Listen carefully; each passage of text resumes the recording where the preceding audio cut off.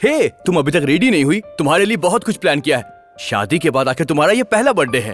पापा के बिना ये मेरा पहला बर्थडे है किशोर। जब मैं छोटी थी तो मेरे पापा कोई भी त्योहार धूमधाम से नहीं मनाते थे, सिर्फ मेरा जन्मदिन बड़े धूमधाम से मनाया करते थे। आज से इसे कभी कोई परेशानी नहीं होनी चाहिए। ठीक है पापा। Happy birthday to you.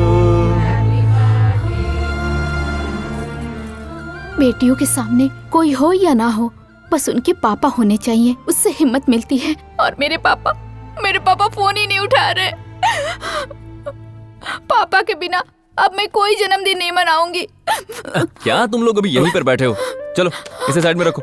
चलो जीजू, आजा बहन, केक काटते हैं। आजा, आज मेरी बहन का बर्थडे है, तुम्हें एक सरप्राइज दूं क्या? उधर देखो।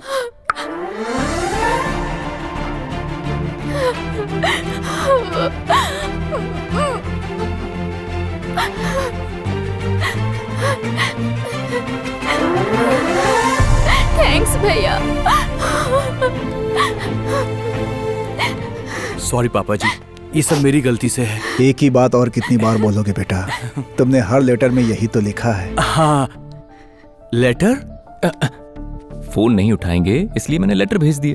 ओके, आज मुझे पता चला कि तू क्या है। तू मेरा सबसे प्यारा शुभचिंतक है। हे, फॉरगेट इट।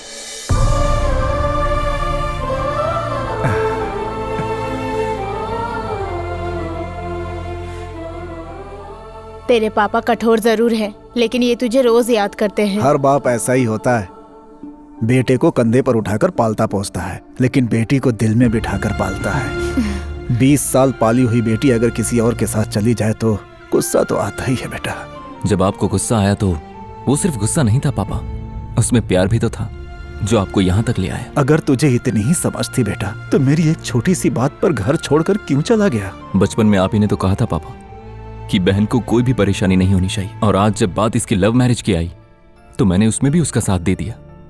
अपने मायके में हर लड़की रानी की तरह रहती है, लेकिन सच्चे प्यार की जरूरत उसे शादी के बाद होती है।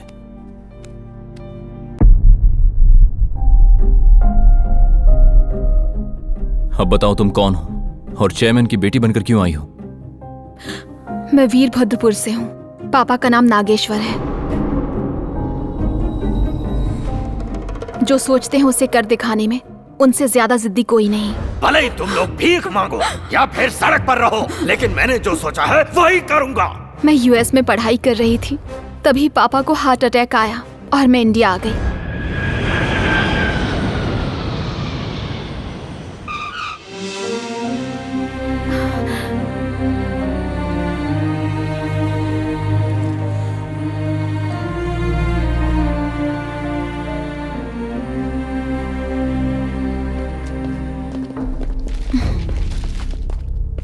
नमस्ते।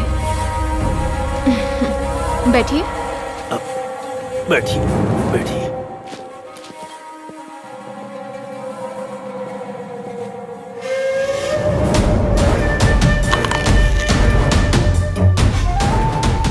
फिर मिलेंगे अंकल। उस बात का मतलब बाद में पता चला। हम सोचे थे कि हम शादी नहीं करेंगे, काहे कि जिंदगी झंड बा फिर भी घमंड बा, लेकिन पहली बार तुम्हें देख के लगता है तुमसे शादी कर लूं बाबू। मुझे तुमसे शादी नहीं करनी। तुमको एक कहानी सुनाऊं? एक बकरी कसाई के पास जाके कहती है कि मैं बहुत मासूम हूं, मुझे मत मारो, प्लीज प्लीज मुझे छोड़ दो। लेकिन वो कसाई बहुत ही बेरहम था, उसी वक्त छुरी से उसे खचाक से काट दिया। मोरल ऑफ द स्टोरी क्या है पता है? उस बकरी की भाषा को कसाई नहीं समझा। अगर तुम्हारा किसी से प्यार हुआ तो उसका खून करके तुमसे शादी कर लूंगा। बाय। मुहूर्त निकलवाओ ससुर जी, सासू माँ, अब हम चलता हूँ।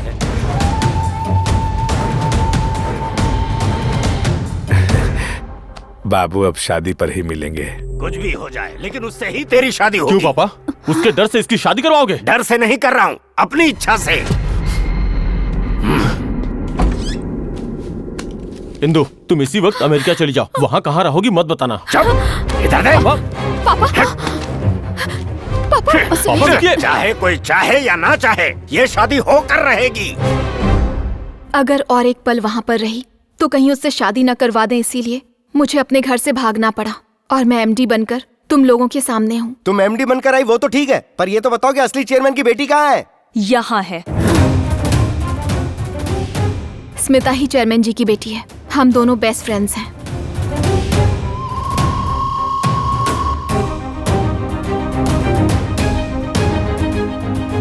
Sorry madam. बदतमीज कहीं के, ये सब करते हुए तुझे शर्म नहीं आती? आंखों में गंदगी भरी है तेरे, अपनी नजरों को नीचे रखना। Really I like you madam. Sorry madam. छी, इसीलिए मैंने इंदु को एमडी बनाया और खुद पीए बन के यहाँ आई। जितना तुमने मेरी कंपनी से लिया था ना, वो सब वापस ले लिया।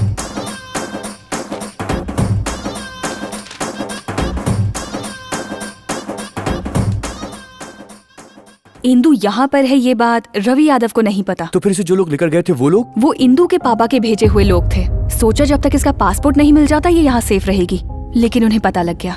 तुम्हारे इतना मजबूर करने पर भी मैंने तुम्हें अवॉइड किया। मैं तुम्हारी फीलिंग समझती थी पर जाहिर नहीं की। तुमने मुझे वाइफ का नाटक करने को कहा तो गुस्से में एक्टिंग की कि कहीं रवि यादव की वजह से तुम मुसीबत में ना पड़ जाओ।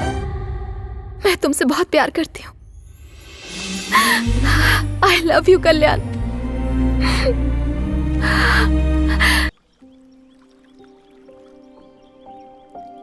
क्या कल्याण, आई लव यू कहने तक तो मेरे पीछे पड़े थे, अब तो तुम मुझे वक्त ही नहीं देते हो। अच्छा, क्या फैमिली है तुम्हारी? हाँ, तुम मुझे चाहती हो, तुम्हारे पापा को एमएलए दामाद चाहिए। यहाँ के लोगों का कितना भी बुरा क्यों ना हो, लेकिन उन्हें रवि यादव ही चाहिए। बाबा रे बाबा, अब मुझसे नहीं हो रहा है।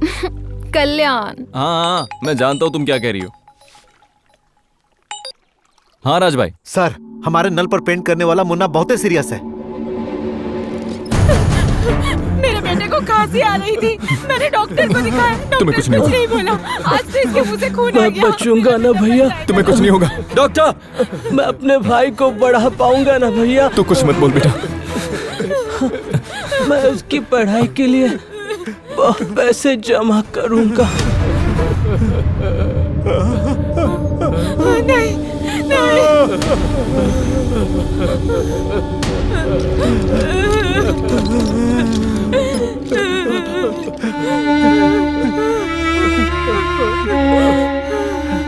परसों भी ऐसे ही एक केस को लेकर के आए थे, सिलिकोसिस।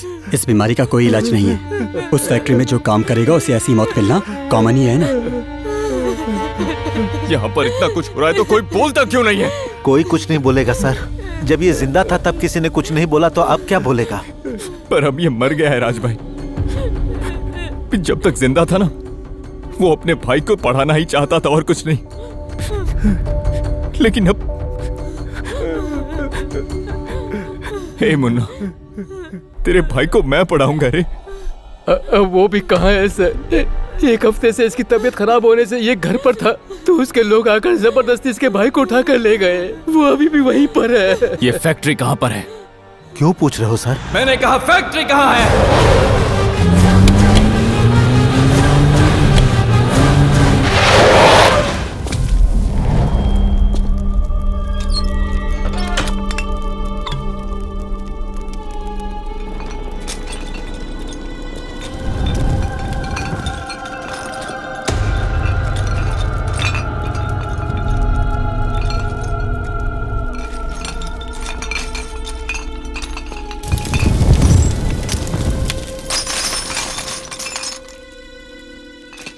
बेटा, मुन्ना का भाई कहाँ है?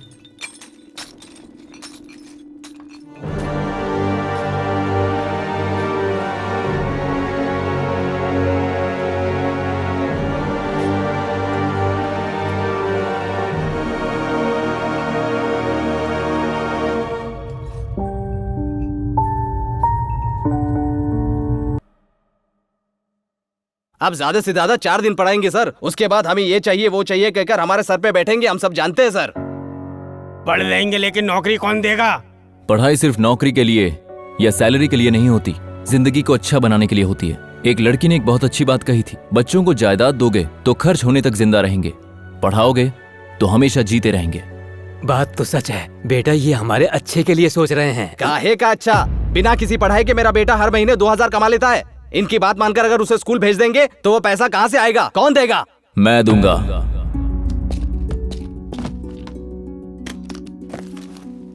तुम्हारे बच्चे काम पर जाते हैं तो कितना कमाते हैं, उतना ही मैं स्कूल जाने पर दूंगा।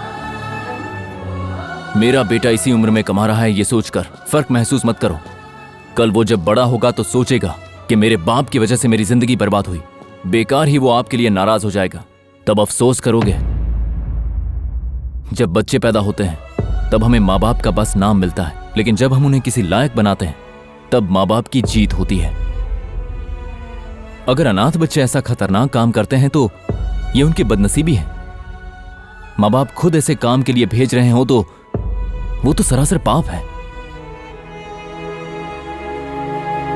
साहब, भले ही हम एक वक्त तक क्यों न खाए, लेकिन हम अपने बच्चों को स्कूल जरूर भेजेंगे। वो हमारे ही बच्चे हैं, हम उनका भविष्य खराब नहीं करेंगे। हमें कोई पैसा नहीं चाहिए सर, उसे स्कूल में खर्च कीजिए। 1 या 2 नहीं सर, उसकी फैक्ट्री में कुल मिलाकर 3000 बच्चे हैं। हम सबको पढ़ाएंगे। क्या बोल रहे हो सर? इलेक्शन सर पर है, फिर प्रचार कैसे करेंगे? एमएलए बनने से ज्यादा बच्चों को पढ़ाकर उनकी जिंदगी संवारना और भी अच्छा होता है। हम पढ़ाएंगे, सबको पढ़ाएंगे हम।